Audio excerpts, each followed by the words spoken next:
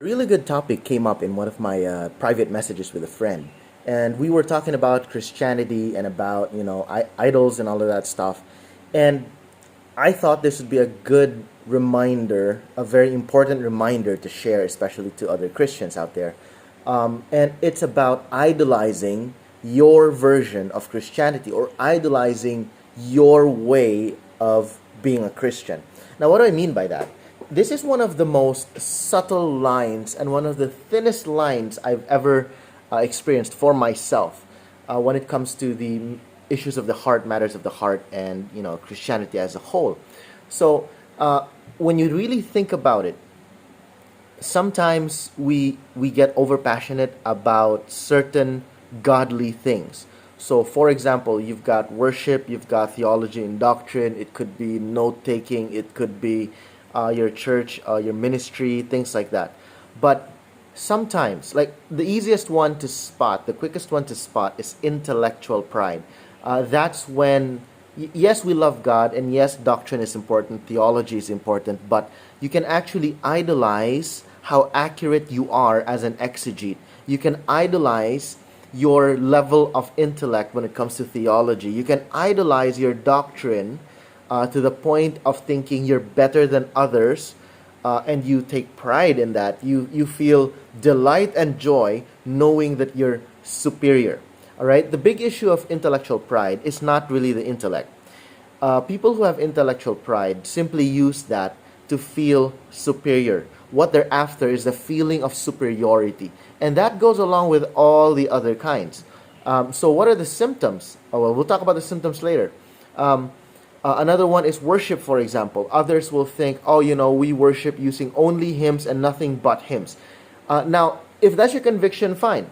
But once you feel delight knowing or believing that you're superior to other Christians because you're more faithful, quote unquote faithful, because you sing only hymns while other Christians use all these other kinds of music, then that's if there's intellectual pride, I guess there's what we call worshiping pride. I don't know what to call those.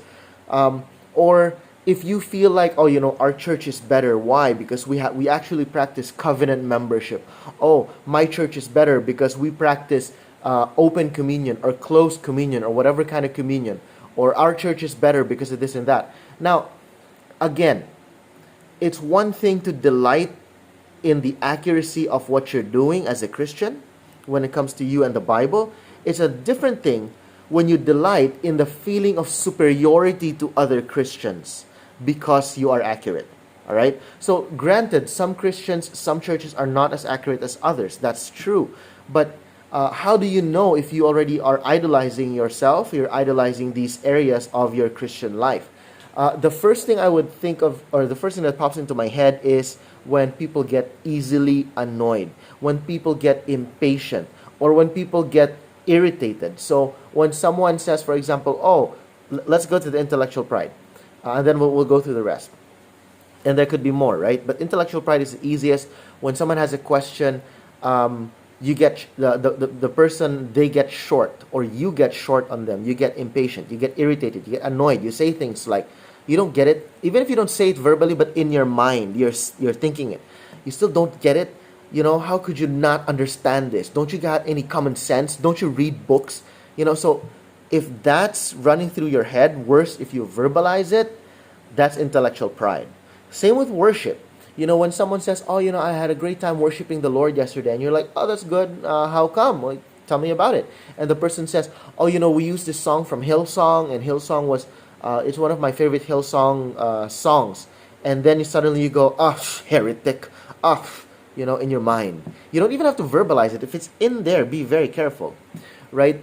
Or if, for example, someone says, oh, I just attended church yesterday. I was so encouraged by our Bible study, and there's this new guy, and it was his second time in church, and he was already leading Bible studies. And you're thinking, he doesn't practice covenant membership. Their church is not practicing members only ministry. Oh, they're practicing this and that, blah blah blah blah blah. And then something in your heart feels, like, oh, I'm superior, I'm better, our church is better. So how do we tell? What are the principles, or what are the symptoms? What I would really say is, first, your emotions. If you feel superior, that's it. That's the big thing. If you in any way feel better, superior, and you feel like, ha, I have a one up. In other words, it's a spirit of competition. All right? If your identity, your self worth, your value is tied to how great you are, and you feel like you have to compete with other believers, there it is. That's pride. The second symptom is external. So the first one is internal. It's spirit of competition, spirit of delight, knowing you're superior or you think you're superior. Second symptom is you get impatient, you get annoyed, you get irritated, even angry at others when they don't understand something or they're not there yet. You're forgetting that the reason why you're there is because of grace. Okay, if you understand something in the Bible, it's because of God's grace that you understood something. If you're an accurate exegete, it's because of grace that God allowed you to understand things accurately. If you're worshiping with good lyrics and biblically sound lyrics and melodies that don't distract, it's by grace that God led you to those songs, and it's by grace that God opened your heart to those. So there. The third symptom, or should I say the opposite? How do you know if you're safe from this? You'll know you're safe when you hear these things about other churches, or you talk to people who experience the exact opposite. Instead of feeling superior, instead of wanting to compete, there's a real emotion of compassion. There's a real desire for you to help the other person, to encourage the other person to become more accurate and more biblical in their practice, in their worship of God. All right, so there's not just compassion, but there's a genuine concern, a genuine worry, a genuine desire to see them love God in a more biblical way. So that's really, really it. Because if you think about it, it can be very subtle, this temptation.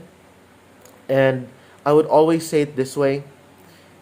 Your love for God should be because you love God. So you should love God and don't love your knowledge of God. So to end with an illustration, if let's say you're in love with a person, let's say you're in love with your spouse or your wife, you will want to get to know more things about her, right? The more I know my wife, the more I find out things about the person I'm in love with or I love, the more happy I am. And those are all good things. But once I start competing and say, I know more about this beautiful girl than other guys. I know more about them than you do. Or when they say something like, I found out that she likes this kind of food, and you go, no, she doesn't. She likes that kind. I know because I heard it directly from her. One up. Once you start doing that, you don't really love the person. You just love the competition. You love that you know much. You love that you know correctly, but you don't really love the person. And many times, we end up using God to compete with others to fuel our own idols. So beware of that. I hope this helps. I hope this is a good reminder for people. God bless you guys.